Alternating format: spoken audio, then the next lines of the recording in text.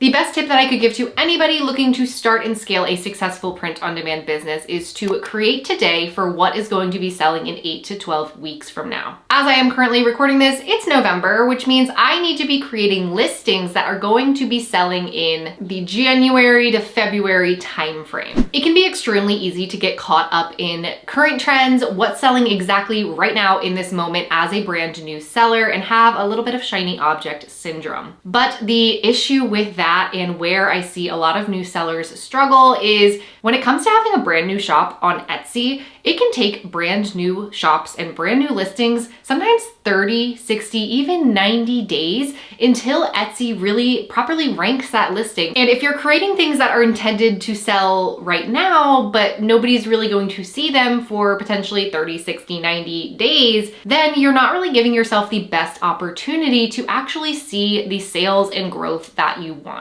Which is why 8 to 12 weeks or 2 to 3 months is really the perfect time frame to be creating listings well enough in advance that they are going to catch the algorithm, hopefully at a better opportunity to actually see the results that you're looking for. So with that, I want to share with you in today's video my top 5 Q1 niches. These are niches that I've personally sold in and seen success with in my very first year selling print on demand, and even this past year, my second full year, I continued to see sales in these niches. They are niches that I believe you can have success in too. I'm hoping this video is going to give you little bits of inspiration and give you some ideas along the way. So have a sheet of paper, a notebook, a pen, a sticky note, something that you can write down any little sparks of inspiration that you might have along the way so that they don't get forgotten. If you are new to my channel, my name is Taylor. Hello. On my channel, I talk about all things print on demand, passive income, and entrepreneurship. So if any of those things interest you, be sure to boop the subscribe button down below. Niche number 1 is the 100th day of school.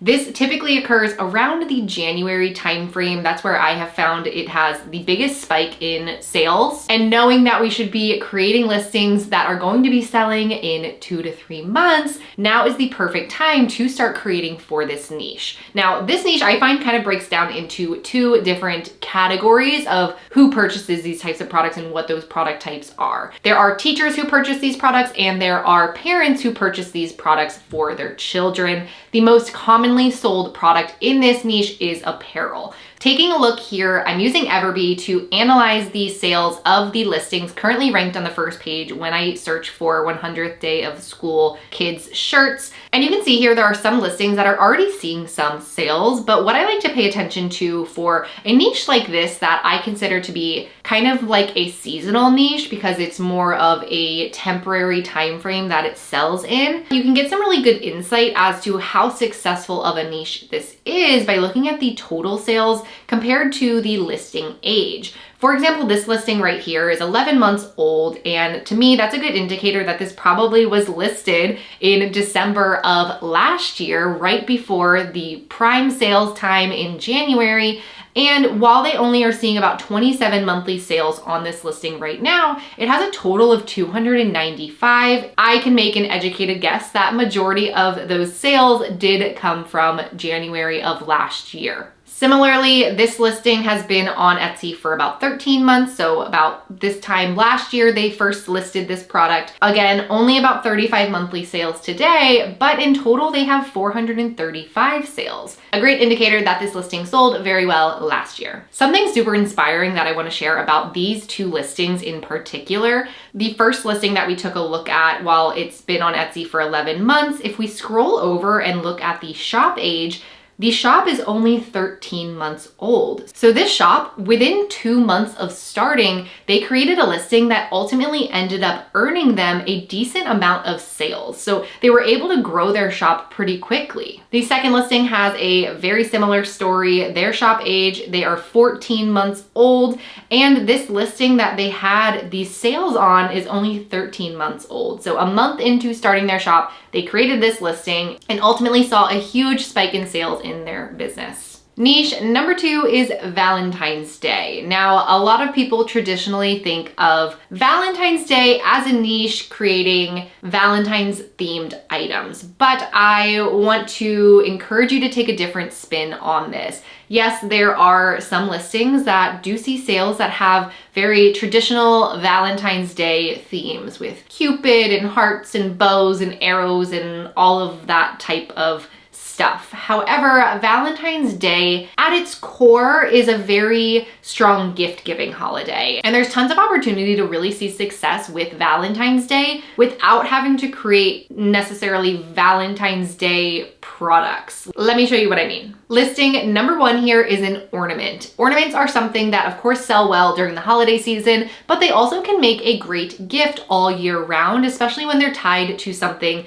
that is a bit more evergreen, like an anniversary, which is perfect for Valentine's Day. A lot of couples, they want to celebrate their love for Valentine's Day. And so really honing in on the keywords that might be related to Valentine's Day in combination with other love-filled keywords like anniversary gifts, anniversary gift for boyfriend, girlfriend, wife, husband, partner. That is a great way that you can really maximize your sales potential and not only see sales during Valentine's Day, but also create something that is going to really remain evergreen in your shop and sell during other times of the year as well. I wanted to show this listing in particular because it's only a month old and 6 people have bought it in the last 24 hours. Here's another listing, but for apparel. Same concept, they're honing in on anniversaries, and this is something that makes it great for gifting all year round, but can definitely capitalize on Valentine's Day. This listing is really popping off. It is for a candle,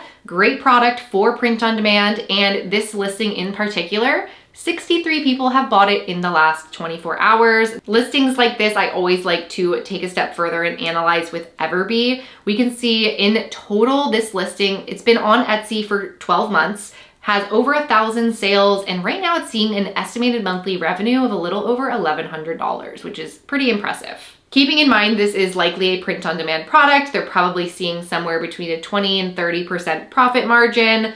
We'll say 25 just to cut it right in the middle. 25% of $1,186 is $296 in profit. Not too shabby for a product that they don't have to physically make, touch, package, ship, anything. A recent feature that has been added into Everbee is the trends feature, where you can actually see the last 30 days of just kind of the sales pattern of this product. Right now, being that it is the holiday season, we're leading up to Black Friday currently, that is showing this really strong increase in the demand for this product. This is super helpful because I think we can get a little bit better of an idea of when to create certain products and getting an idea of their sales history.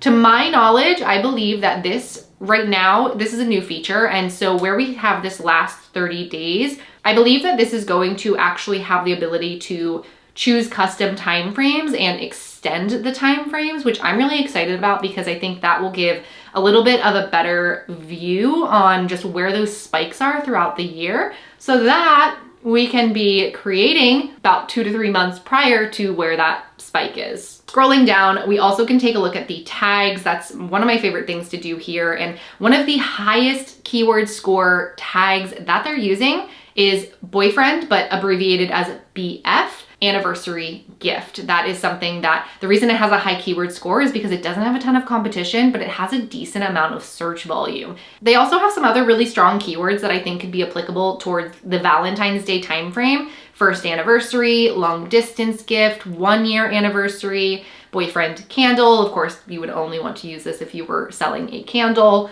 Best gifts for him, boyfriend birthday, boyfriend gift, gifts for boyfriend, anniversary gift, and they have a Valentine gift down at the bottom. Of course, this doesn't really have a high keyword score right now, but that's likely because this isn't really the time frame that people are searching for Valentine's Day. When people start to search for Valentine's Day is typically going to be in January, and that's when the sales are going to really emerge for this, meaning we should be creating these types of listings now so that we can be ready for those sales to come. Just to show some other product types that can potentially fall into this niche, there is this mug here. This has seen 945 sales in its lifetime. And I also found this listing here, which is actually for a blanket. Let me know if you enjoy seeing how you can apply these niches to different product types. I wanted to give a little bit of variety. I feel like sometimes it is just apparel that is shown, but there is so many different product types and I really want to highlight that a lot more. So let me know if you enjoy seeing these other product types and if it's helpful. Now this next niche is one that actually was pretty pivotal for me when I was starting my print-on-demand business. It actually led me to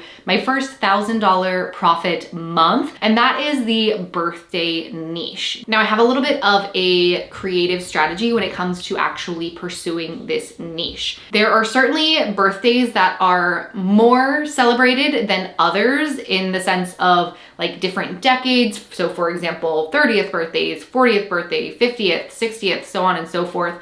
Those are often celebrated a little bit more than like somebody turning 37, for example. So looking at those specific decade milestone type birthdays, with each of those, you also have a new year that people were born that is celebrating that. So if that doesn't make sense, let me explain. 30th birthdays. Going into 2025, those who were born in 1995 are going to be turning 30. And the strategy with this is, believe it or not, people do incorporate the year that people are born into their SEO or into their search terms, often when they are looking for specific items for these occasions. And a really great way to jump into this niche is to be ahead of the curve, preparing, creating your listings 2 to 3 months in advance, and by tapping into the different search terms that are going to be searched for but aren't currently. Here is a prime example. Just looking through the search results for 1995 birthday shirts,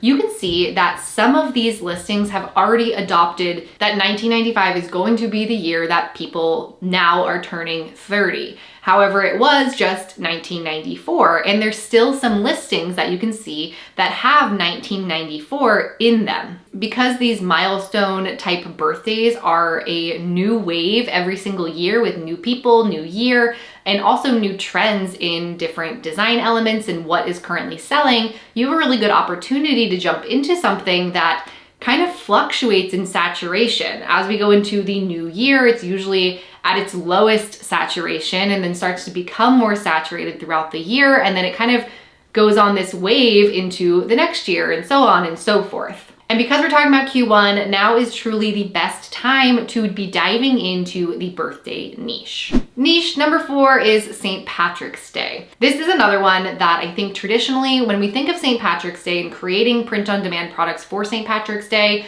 a lot of people go to apparel and creating things that people are going to wear for the holiday. And while that is a great opportunity, I will not bash St. Patrick's Day apparel. That is a fantastic opportunity, especially when it comes to like group listings, but there are also other little hidden opportunities within the holiday as well. For example, if I just typed in here in the search bar St. Patrick's Day, looking at some of the suggested searches is a great way to get an idea of what else might be out there. For example, we have St. Patrick's Day first birthday outfit. So this is gearing more towards baby apparel. There's also St. Patrick's Day baby announcement. Taking a look at some of the other unique product types that can be sold in this niche, this listing right here is for a hat. It's already in 9 carts right now, but it is just a simple embroidered hat for St. Patrick's Day. Here is a mug that is in 6 carts. This is a candle that has actually crossed the keywords for St. Patrick's Day with keywords for anniversaries and boyfriend gift, which we know is a great keyword from when we were looking at Valentine's Day listings. This is a super creative idea. This is a shop that does a lot of home decor, and so they have a hand towel. I know anytime I am decorating my house for the season, I do love getting a good seasonally themed hand towel and having them around my kitchen. So St. Patrick's Day is another good opportunity for that. And here is just one more listing to give you a little bit of inspiration. This is for tumblers. This is actually in 20 plus carts right now, but nonetheless, there are tons of different ways that you can really pursue this niche if it's something that you are interested in. Last but not least, niche number 5 is spring sports. Now, of course, this is very broad. What I recommend is diving into specific spring sports. So if you're not sure which sports people play in the spring, I'm here on ChatGPT. We'll just say, what are the most common spring sports? And we have some options as to which answer here, but just looking at the right where it's a little bit more bulleted, we have baseball, softball, track and field, tennis, lacrosse, soccer, golf, swimming, cycling, rowing / crew. I don't know exactly what that is. This doesn't mean that you would necessarily have to create for them all.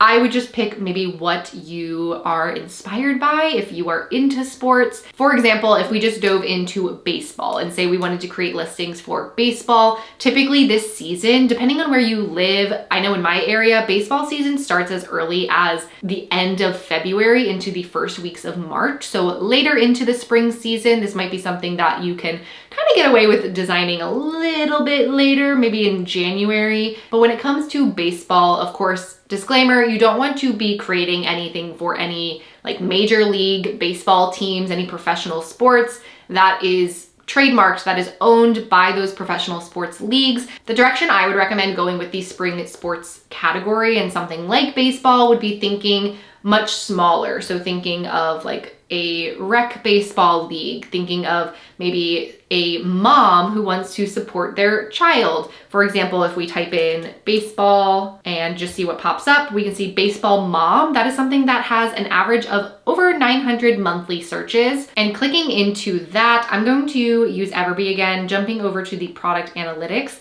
Just analyzing the first page of search results with Everbee, you can see tons of top performing listings. They're seeing several thousands of dollars in revenue, and this is the off season currently. So with that being said, this is a fantastic niche to dive into, and there's so many specific sports that fall into spring sports, and honestly, you can bring this into other seasons as well, thinking about when it comes to the summer season, summer sports, fall sports, winter sports. You can really make this something that turns into not only a Q1 niche, but also an all year round type niche that you dive into. If you made it to this point in the video and you haven't done so already, be sure to give this video a thumbs up. That just lets me know that you enjoyed this video, you enjoyed the style of video. Of course, let me know in the comments what you think of these niches and if you want to see more videos like this. And I wanted to give you a discount code to my full niche calendar. It actually has over 80 niches. So of course we just talked about 5 niches today. If you're looking for a full January to December, what to create for, what to design for, when to start creating for those niches, when to post those niches by, my full niche calendar has all of that in it. And if you use code Q1, you are actually going to get 50% off. I also wanted to share with you, I do have a discount for Everbee, which is what I was using for my research all throughout this video. It is my go-to research tool, and with my link, you can actually get your first 2 months for 50% off. So if that's something that interests you, that link will be in the description box below. As always, I hope you're having a wonderful morning, afternoon, evening, wherever you are in the world, and I will see you in the next one. Bye.